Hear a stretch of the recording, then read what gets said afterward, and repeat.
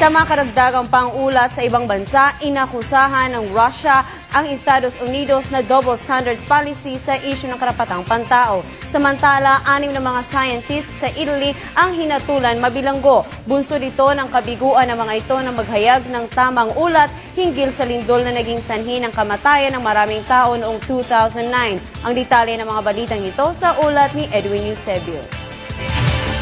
Inakusahan ng Russia ang Amerika ng double standard sa issue ng human rights. Kasabay nito, minaliit ng Russia ang Estados Unidos sa kabiguan nitong isara ang Guantanamo Bay Prison. Gayon din ang paggamit ng parusang bitay samantalang ikinokonsidera ng US Congress ang batas na magpaparusa sa Moscow dahil sa mga umano'y pang-aabuso. Lumutang ang naturang usapin habang tinatangka ngayon ng Russia at Estados Unidos na i-reset ang kanilang relasyon. Bagay na sinalungat ni Presidential Candidate Mitt Romney na nagsabing ang Russia ang numero 1 pa ring geopolitical foe o katunggali ng Amerika.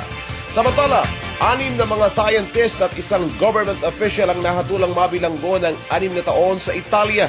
Bunso dito ng kabiguan ng nasabing mga eksperto na magulat ng sapat na babala hinggil sa lindol na nakapatay ng may 300 tao sa El Aquila noong 2009. Ang 7 hinatulan ay mga miyembro ng lupon na tinawag na National Commission for Forecast and Prevention of Major Risk.